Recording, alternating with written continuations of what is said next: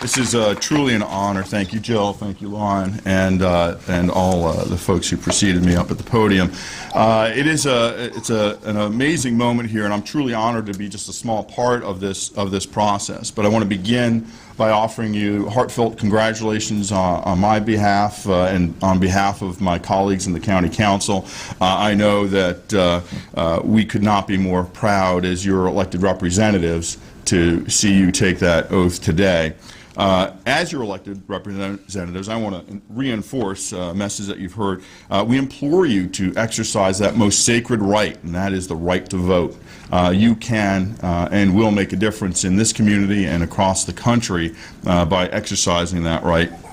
And your first elections are less than 19 months away, and if you've been paying attention, it's getting interesting already. So I implore you again to take part, pay attention, and make an informed choice when it's your turn to vote. I just want to share, as Jill said, a little bit of my story. It's been great to hear everybody's stories, and it's a little bit different for each person. And I just want to share this, that I am the result of the oath you are taking today. Okay, I'm going to say that one more time. So I am the result of the oath you are taking today.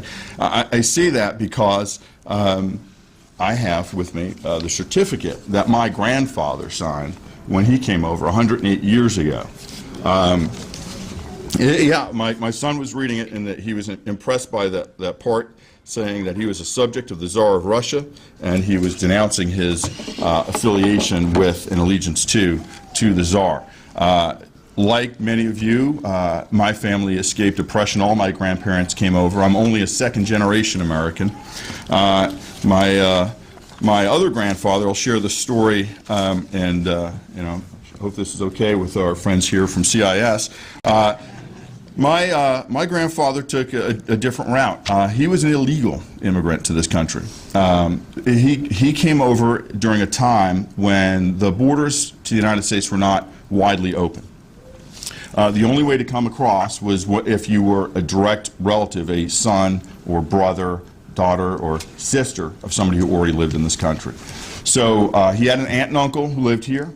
He changed his name. So it says John Weinstein up there on the podium, but my name, if my grandfather had kept it, would be different. But he changed his name to be that of his aunt and uncle. He took on the personality and the identity of his cousin, who lived in France at the time, escaped from Russia to France, became his cousin, applied and came over to the United States as a Weinstein.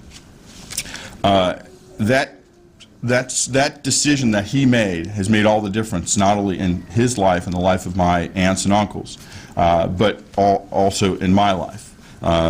My grandparents, particularly my grandmother, who came over again also escaping persecution, implored me time after time that as I grew it was important to give back to the country that opened its arms to us. You've heard that message, and I can't emphasize it any stronger. Whether you take a path similar to mine, where I served in the Army, I now serve the community as an elected official, or any of the things, all the professions that I heard, you each in your own way will give something just by virtue of having made the oath that you made today.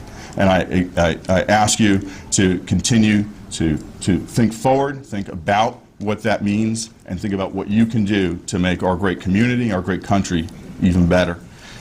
So my story and that of my family, it's a real-life example of the endless possibilities that each of you have in front of you, the legacies that you have an opportunity to leave, and I'm just so honored to be here at the very start of that journey. I would like to ask you to please rise, and I'm proud to lead you for the first time as citizens through the Pledge of Allegiance. So if you will. I pledge allegiance to the flag of the United States of America and to the republic for which it stands, one nation, under God, indivisible, with liberty and justice for all. Thank you, congratulations, and best of all luck and wishes to you.